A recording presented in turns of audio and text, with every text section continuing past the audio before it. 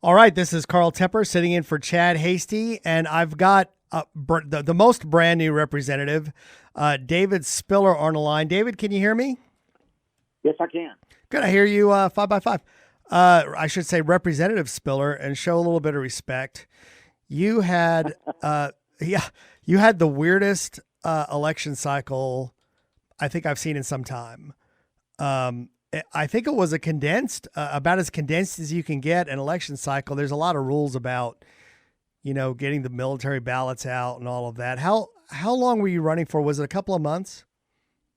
I think, well, the first round was about a little over 21 days, and the second round about the same. So for the runoff, so it's been it's been extremely condensed, and that made it that much more difficult when you have the size of district that we have. When you span 22 counties, 300 miles across, 200 miles north and south, it makes it a challenge, especially. And in the meantime, you have a 100-year snowstorm and winter storm and lose power and everything else. So it's been different. Sure has. So you had a 42-day total cycle, 21 days for a special election where people you can put yourself on the ballot and I think designate yourself Republican or Democrat. I think you had one Democrat. Is that right? We did. And then you had the runoff election. It was you and a gentleman named Craig Carter, who, out of everything going on, his family had an accident. He lost his mother-in-law and a child during the election. Terrible tragedy. And it was right after the election was called by the governor, and we had gone just a few days into it, and then there was a terrible accident, and not just an accident, a alleged hit-and-run incident, and then certainly his mother-in-law was killed in the accident. She was driving. His daughter was killed, and his young son was care flighted and has been in intensive care. I think he is improving. I get updates from time to time, and my understanding is he's doing better, and we certainly wish him the best and wish Craig's family the best. But yes, they had all suffered devastating losses. Yeah, Representative, we we're really tough competitors on one level, but as Texans, we want to come together for each other's family, I'm sure. Congratulations. You have a really solid resume to, go on to the Texas legislature. You are the city attorney for Jacksboro. And I think you also represented the school district there and you were on the school board. Were you also an attorney for the school district? Well, no, I was the city attorney for the city of Jacksboro for 33 years. Wow. I was the attorney for our hospital district. I've been general counsel for them for 30 years. And then I served on the school board. In fact, I just tendered my resignation yesterday. So I served on the school board now for 26 years. Which is going to give you an amazing amount of insight. Now, as a conservative Republican, it makes me a little nervous that you could be maybe a yellow dog Democrat type that might use that influence and power to curtail some conservative initiatives. We have a love-hate, usually hate relationship with the Texas Association of Counties. They have a tough job in that they represent urban counties and rural counties, and the Republican agenda, according to them, isn't always favorable for their agenda. Where do you see yourself sitting on that on that level when we've got certainly and often conflicts with the TAC agenda? I know my representatives here are sometimes split. I have two in Lubbock County. They're sometimes split on the TAC agenda. Where do you see yourself on those issues? I can honestly say, and I've talked to a lot of groups.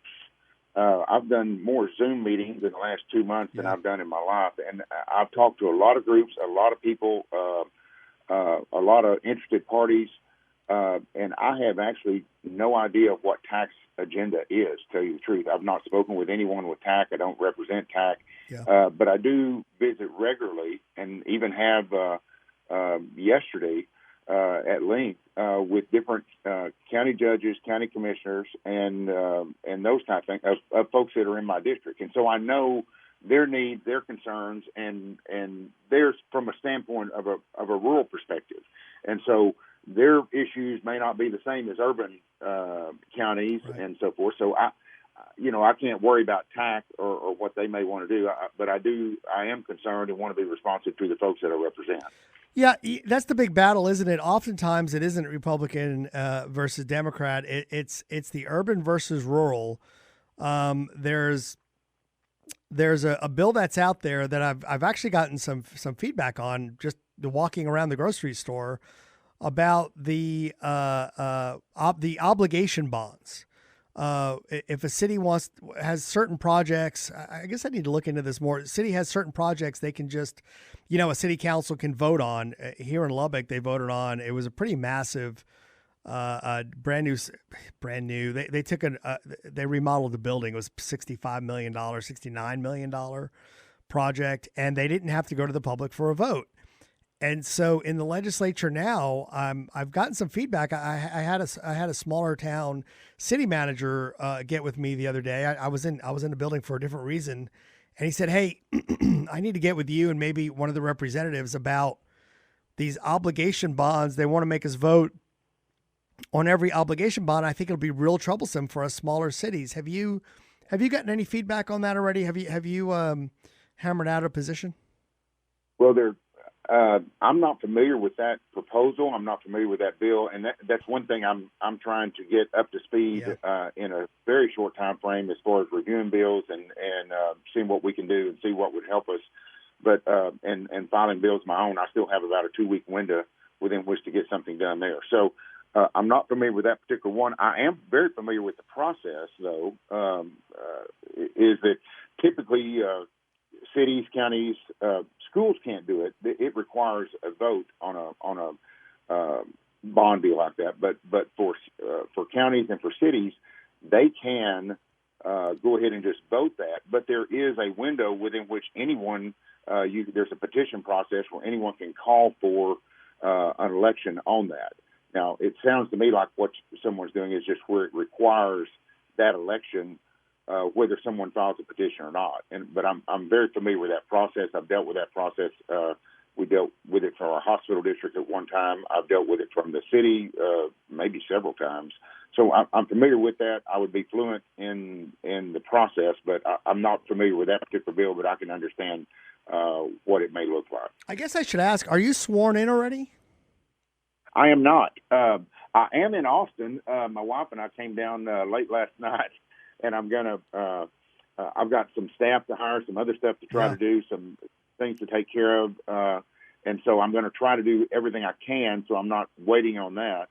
And so I'll be down here the next couple of days doing that. But, no, we have to wait till the vote is certified. And I think that the counties, and that's the thing, you're not just getting it from one county or two or three. You're getting it from 22 counties. So they have to certify the vote, send that or report their results, and it can take up to 10 days. So the short answer is no, I'm not, but I'm hoping to be sworn in by the end of next week. What do they do when you're not sworn in yet? Have you been issued an office yet, a budget? There isn't. I don't. If there's a budget, I haven't seen the budget. I'm sure there is, but I haven't seen it. But there is an office. In fact, if you go on the House of Representatives website and look in the bottom right-hand corner of everyone that's listed there of 149 people, there's a spot for 150th, and I'm in the far bottom right corner. And if you can click on that, you can see our committee assignments for House District 68. You can see an office. You can see a phone number. I guess if I wanted to call and leave myself a message, I could. I just can't do it yet until I get a key to the room and go in and check and see what we can do. So you have been given committee assignments, is that right? Yes, for the speaker, when he gave committee assignments, he gave just whoever wins or would win House District 68 2 committee assignments, and I'm very pleased with those. One of those is county affairs, and which would deal with a lot of a lot of the issues that you're kind of referring to. The other, which I'm very fluent in, and then the other is land and resource management. And I do know that they would deal with a number of things, including some eminent domain issues. And I'm, again, very familiar with that process. I've handled over 200 eminent domain cases as an attorney, so I know very well about eminent domain. I know where the problems are for, some issues affecting landowners and some things that can be done. As a matter of fact, I've spoken to some people on that committee already. They've reached out to me, and we've talked a little bit. And there are two House bills, House Bill 901 and House Bill 902, that address some eminent domain reform. So I'm hopeful that we can do some good there this session. Look at that. He's got the bill numbers memorized. It's pretty good. All right. You know what, Representative Spiller, or soon to be Representative-elect, congratulations. I don't think I've ever seen anyone hit the ground so fast and have to. So congratulations. A weird election cycle and a tough race. It looks like they picked the right guy, and those committee assignments fit you perfectly. So I'm going to let you go. Congratulations, and we'll be talking to you again soon. Well, thank you. I appreciate it. Appreciate the opportunity. Call anytime, and it's going to be a busy day today here in Austin. I won't be involved in the process, although I actually have submitted a couple of questions to a couple of people that are on the committee. They may ask them on my behalf, dealing with the oversight on ERCOT and those related issues. Way to go. Congratulations. And we do want to talk to you frequently. All right, Connor, let's go to the break. Right. He did a good job. That was a pretty fun interview, for a guy who's had to hit the ground running, and he knows what he's talking about. He's going to know, he's really going to be able to hit the legislature harder. There are some guys at the legislature, I'm sorry, who aren't, I don't know how they got there, but this guy sounds like, and he could be dangerous because he does know so much. So we'll just have to see how he goes from a conservative perspective. All right. This is Carl Tepper. This is Chad Hasty Show.